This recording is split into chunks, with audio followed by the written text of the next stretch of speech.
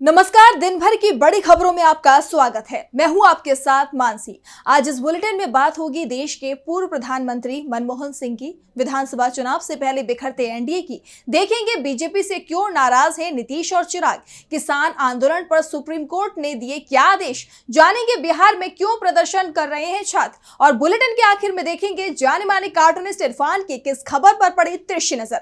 लेकिन दिन भर की तमाम बड़ी खबरों से पहले एक नजर आज की सुर्खियों पर। सुप्रीम कोर्ट के कॉलेजियम ने राजस्थान हाई कोर्ट में 3 और उत्तराखंड के 1 जज की नियुक्ति पर लगाई मोहर। बॉम्बे, उत्तराखंड और इलाहाबाद हाई कोर्ट के 1-1 जज की नियुक्ति को भी दी मंजूरी। रद्द हुई नीतीश कुमार की प्रगति यात्रा। 27 और 28 को होनी थी हाजीपुर और मुजफ्फरपुर में यात्रा, अब 5 और 6 जनवरी को होगी यात्रा। बॉर्डर गवास्कर ट्रॉफी के चौथे टेस्ट में भारतीय टीम पर मंडराया फॉलो ऑन का खतरा। दूसरे दिन 5 विकेट खोकर 164 रन बनाए, ऑस्ट्रेलिया ने बनाए 474 रन।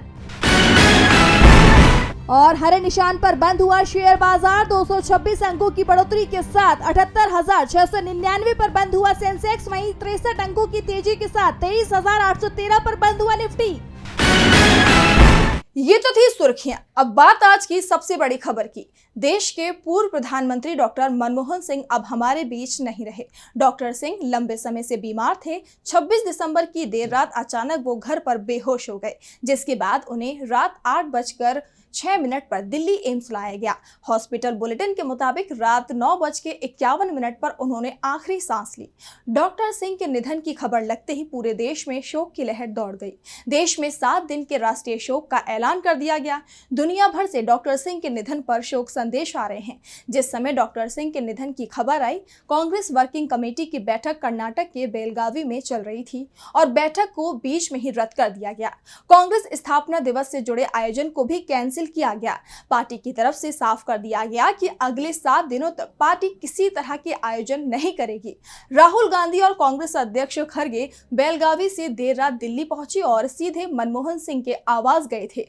राहुल ने एक्स पर लिखा, मैंने अपना मार्गदर्शक और गुरु खो दिया है। एआईसीसी मुख्यालय में भी बैठक हुई, जिसमें मनमोहन सिंह को श्रद्धांजलि दी गई। वहीं दिन भर दिल्ली में डॉक्टर सिंह के आवास पर श्रद्धांजलि देने वालों का तांता लगा रहा। राष्ट्रपति द्रौपदी मुर्मू, पीएम नरेंद्र मोदी, कांग्रेस नेता राहुल गांधी, सोनिया गांधी सहित तमाम नेताओं ने डॉक्टर सिंह को श्रद्धांजलि दी। इसे लेकर केंद्रीय कैबिनेट की बैठक भी बुलाई गई, जिसमें डॉक्टर सिंह को श्रद्धांजलि दी गई और शोक प्रस्ताव पारित किया गया। इस बीच कांग्रेस के राष्ट्रीय महासचिव केसी वेणुगोपाल ने बताया कि 28 दिसंबर को सुबह 8 बजे डॉक्टर सिंह का पार्थिव शरीर उनके आवास से एआईसीसी मुख्यालय लाया जाएगा, जहां सुबह 8:30 बजे से 9:30 बजे तक लोग उन्हें श्रद्धांजलि दे सकेंगे। इसके बाद डॉक्टर मनमोहन सिंह की अंतिम यात्रा सुबह 9:30 बजे Delhi all India Congress committee मुख्यालय से शुरू होगी।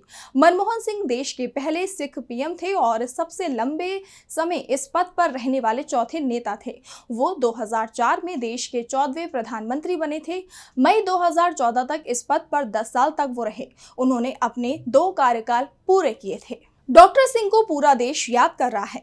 अब बात करते हैं दिल्ली की राजनीति की। दिल्ली में विधानसभा चुनाव फरवरी 2025 में होंगे, लेकिन चुनाव से पहले एनडीए को झटके लगते दिखाई दे रहे हैं और दावा किया जा रहा है कि चुनाव से पहले ही एनडीए बिखर जाएगा। देखिए ये रिपोर्ट। दिल्ली विधानसभा चुनाव से पहले एनडीए बिखरता हुआ दिखाई दे रहा है। हाल ही में जेपी नड्डा ने अपने आवास पर एनडीए गठबंधन के नेताओं की बैठक बुलाई थी, जिसमें विधानसभा चुनाव में एकजुटता दिखाने की बात कही गई थी। लेकिन 2 दिन में ही ये एकता तार होती दिखाई दे गई है। दिल्ली बीजेपी की तरफ से कहा जा रहा है कि वो सभी 70 सीटों पर चुनाव लड़ेगी। दूसरी तरफ जीतन राम मांझी की हिंदुस्तान आवामी मोर्चा ने दिल्ली में अकेले चुनाव लड़ने का ऐलान कर दिया है। जेडीयू और एलजेपी की तरफ से भी दिल्ली में विधानसभा चुनाव लड़ने की तैयारी की जा रही है, जबकि शिवसेना और एनसीपी पहले ही साफ कर चुकी है कि वो भी दिल्ली में अपने उम्मीदवार उतारेगी। साफ है, दिल्ली विधानसभा चुनाव में इस बार एनडीए आपस में ही लड़ता दिखाई दे रहा है। दिल्ली में एनडीए की बैठक का भी सहयोगी दलों पर कोई असर नहीं दिखाई दे रहा है, जिसके बाद दिल्ली में पिछले 26 साल से सत्ता से दूर बनी बीजेपी के लिए आगे की राह और भी ज्यादा मुश्किल भरी होती दिखाई दे रही है। बात अगर 2020 की करें तो पिछली बार दिल्ली में जेडीयू और एलजेपी के साथ बीजेपी ने चुनाव लड़ा था, लेकिन इस बार चुनाव से पहले एनडीए बिखरता दिखाई देने लगा है। दिल्ली में एनडीए बिखर रहा है तो इसका असर बिहार में दिख रहा है। बिहार में केंद्रीय जांच एजेंसियों के निशाने पर अचानक ही एनडीए के नेता भी आ गए हैं। पहले से ही एनडीए में खलबली मची हुई थी और अब ये टकराव तेज होता दिखाई दे रहा है। तो क्या है पूरा मामला, देखिए ये रिपोर्ट। बिहार एनडीए में सब कुछ ठीक नहीं चल रहा है क्योंकि सहयोगी बीजेपी से ज्यादा सीटों की मांग कर रहे हैं, लेकिन बीजेपी इसके लिए राजी नहीं है। इसलिए बीजेपी अब सहयोगियों पर दबाव बनाने की कोशिश कर रही है और इसमें सबसे ऊपर नाम है नीतीश कुमार और चिराग पासवान का। दबाव बनाने के लिए बीजेपी सहारा ले रही है केंद्रीय जांच एजेंसियों का। दरअसल ऐसे दावे इसलिए किए जा रहे हैं क्योंकि अभी हाल ही में खबर आई थी कि ईडी की तरफ से बिहार के पूर्व ऊर्जा सचिव संजीव हंस के ठिकानों पर ईडी ने छापेमारी की। संजीव हंस के तार जेडीयू के नेताओं से जुड़े हुए बताए जा रहे हैं। दावा किया जा रहा है कि नीतीश की तरफ से इस मामले में मोदी सरकार से पैरवी भी की गई थी, लेकिन केंद्र ने नीतीश की डिमांड नहीं मानी और ईडी को नीतीश के करीबियों पर कार्रवाई की छूट दे दी। और अब एक और खबर सामने आ रही है कि केंद्रीय मंत्री चिराग पासवान की पार्टी एलजेपीआर के नेता हुलास पांडे के अलग अलग शहरों में स्थित उनके ठिकानों पर छापेमारी की गई है। पटना, बेंगलुरु और दिल्ली में हुलास पांडे के ठिकानों पर प्रवर्तन निदेशालय की टीम ने छापेमारी की। हुलास पांडे के खिलाफ कई आपराधिक मामले दर्ज हैं, लेकिन किसी भी मामले में उन्हें सजा नहीं मिली है। लेकिन यहाँ मामला दूसरा है। कहा जा रहा है कि चिराग पासवान जिस तरह से बीजेपी सरकार की नीतियों पर सवाल उठा रहे हैं, उसके बाद बीजेपी की तरफ से चिराग को बड़ा मैसेज दिए जाने की तैयारी हो रही थी और उनके करीबी पर ईडी के छापे इसी मैसेज का परिणाम बताए जा रहे हैं। ऐसे में एक चर्चा ये भी चल रही है कि आखिर बीजेपी अपने ही सहयोगियों के करीबियों पर कार्रवाई क्यों कर रही है। इसको लेकर जानकारों का दावा है कि बीजेपी सहयोगियों को डराकर उन पर दबाव बनाना चाहती है। अब देखना ये होगा कि सहयोगी दबाव में आते हैं या नहीं। एनडीए में टकराव तेज होता जा रहा है तो किसानों का आंदोलन भी तेज हो रहा है। किसान नेता डल्लेवाल अनशन पर बैठे हुए हैं और उनकी तबीयत लगातार खराब हो रही है। इसे लेकर सुप्रीम कोर्ट ने सरकार को सख्त निर्देश दिए हैं। देखिए रिपोर्ट। सुप्रीम कोर्ट ने एक बार फिर पंजाब सरकार को किसान नेता जगजीत सिंह डल्लेवाल के मामले में फटकार लगाई है और उन्हें जल्द से जल्द चिकित्सा सहायता उपलब्ध कराने के निर्देश दिए हैं। सुप्रीम कोर्ट ने अनशन पर बैठे किसान नेता की सेहत और उपचार को लेकर पंजाब सरकार से हलफनामा मांगा है। साथ ही 28 दिसंबर को फिर सुनवाई करने का फैसला किया है। जस्टिस सूर्यकांत ने कहा कि हम सुनवाई के दौरान जगजीत सिंह डल्लेवाल से ऑनलाइन बात करेंगे, उसके बाद कोई आदेश देंगे। हमारी पहली प्राथमिकता उनकी जिंदगी है। सुप्रीम कोर्ट ने राज्य के चीफ सेक्रेटरी और डीजीपी को भी सुनवाई में ऑनलाइन मौजूद रहने के आदेश दिए हैं। दरअसल सुप्रीम कोर्ट पंजाब के चीफ सेक्रेटरी के खिलाफ कंटेम्प्ट पिटीशन पर सुनवाई कर रही है।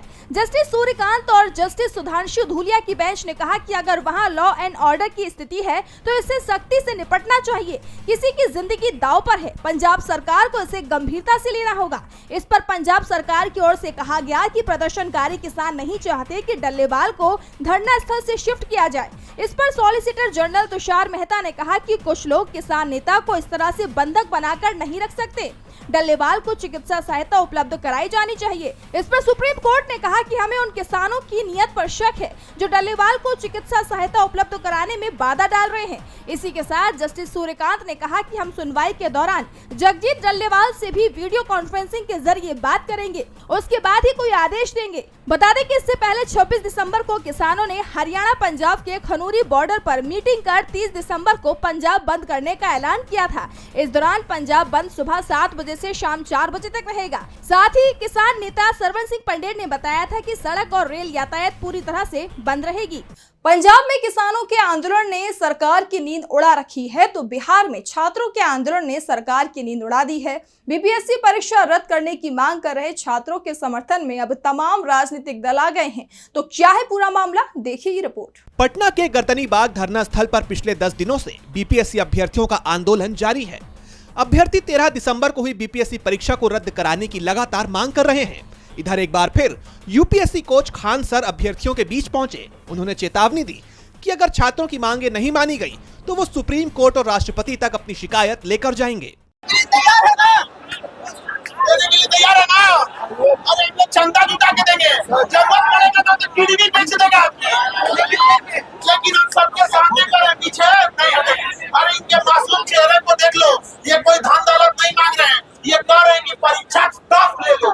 तुम धांधली की हो, सीसीटीवी फुटेज क्यों नहीं दिखा रहे हो? जो विद्यार्थी एब्सेंट था उसका बेंच बाहर क्यों ले गए लोग? ऐसी तमाम चीजें जो बाहर आ रही हैं, ये सब जांच का विषय है। हम लोग को सीसीटीवी फुटेज चाहिए और वही आधार बनेगा। इस भ्रम में बीपीएससी न रहे कि वो 4 तारीख को परीक्षा ले लेगा तो कैंसिल नहीं हो सकता है। सुप्रीम कोर्ट तक जाएंगे, राष्ट्रपति महोदय तक जाएंगे। हम यहाँ बोल रहे हैं, हम लोग राष्ट्रपति महोदय तक को भी बताएंगे कि देखिए हमारे यहाँ बिहार में बीपीएससी क्या कर रहा है। उन्होंने आगे कहा कि पहले देश का जीडीपी गिरा, फिर बिहार में पुल गिरे और अब बीपीएससी गिर गया है। बता दें कि इसके साथ ही छात्रों को पूर्णिया से सांसद पप्पू यादव का भी साथ मिल गया है। पप्पू यादव ने सरकार को अल्टीमेटम दे दिया है कि अगर 1 जनवरी तक बीपीएससी पूरे राज्य की परीक्षा को रद्द नहीं करती है तो फिर इसके विरोध में बिहार बंद किया जाएगा। वहीं नेता प्रतिपक्ष तेजस्वी यादव ने भी हाल ही में अभ्यर्थियों से मुलाकात कर उन्हें न्याय दिलाने का आश्वासन दिया था। अब आने वाले दिनों में बीपीएससी अभ्यर्थियों की यह लड़ाई क्या मोड़ लेती है, ये देखना होगा। बिहार में छात्रों का आंदोलन तेज होता जा रहा है, सरकार दबाव में दिख रही है, तो वहीं मणिपुर में तो हालात और भी ज्यादा खराब बने हुए हैं। यहाँ 1.5 साल से भी ज्यादा समय से हिंसा चल रही है। जब भी सरकार की तरफ से शांति का दावा किया जाता है, हिंसा तेज हो जाती है। पिछले 24 घंटों से लगातार गोलीबारी की खबरें आ रही हैं। देखिए रिपोर्ट। मणिपुर में एक बार फिर कुकी और मैतेई समुदाय के बीच हिंसा शुरू हो गई है। इम्फाल पूर्व और कांगपोकली जिलों में गोलीबारी की खबर सामने आई है। दोनों जिलों के कई इलाकों में 24 दिसंबर से जारी गोलीबारी की घटना ने अब बड़ा रूप ले लिया है।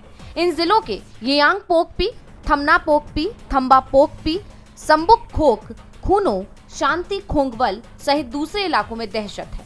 बता दें कि हाल ही में राज्य के सीएम एन बीरेंद्र सिंह ने कहा था कि उन्होंने सुरक्षा सलाहकार और मणिपुर के डीजीपी को इम्फाल पूर्वी जिले की सिक्योरिटी और मजबूत करने का निर्देश दिया है। सुरक्षा बल उग्रवादियों की गोलीबारी का जवाब दे रहे हैं। वहीं 25 दिसंबर को भी सीएम ने कहा था कि मणिपुर को तत्काल शांति की जरूरत है। दोनों समुदाय आपसी समझ बनाएं।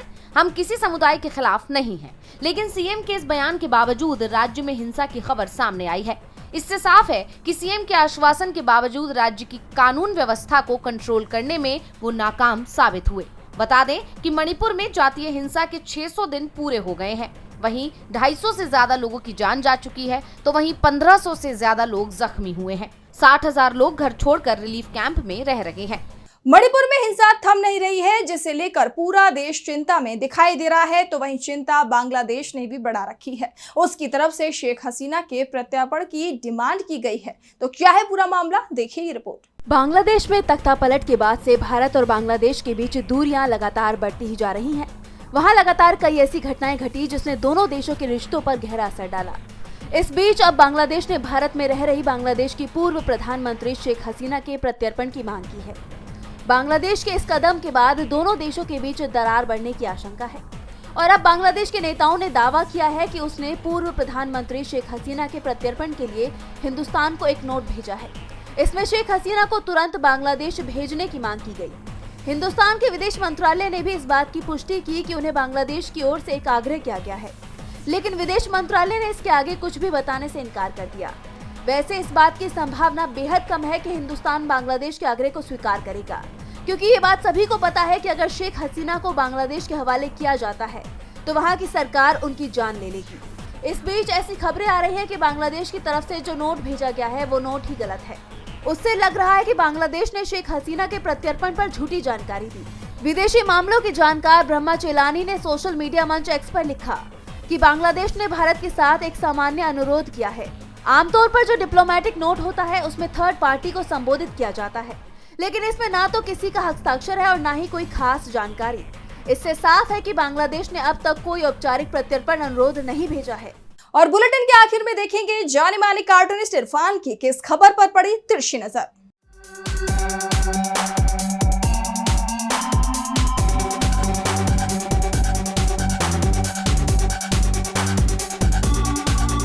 देश के पूर्व प्रधानमंत्री और जाने माने अर्थशास्त्री डॉक्टर मनमोहन सिंह आज इस दुनिया में नहीं हैं।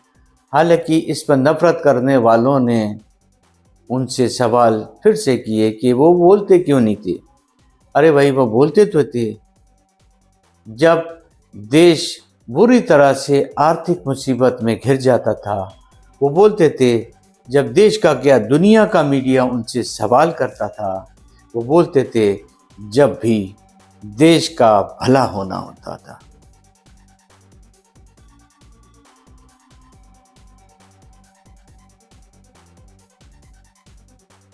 बहुत बहुत शुक्रिया इरफान जी। तो आज इस बुलेटिन में इतना ही। आप देखते रहिए डीबी लाइव। नमस्कार।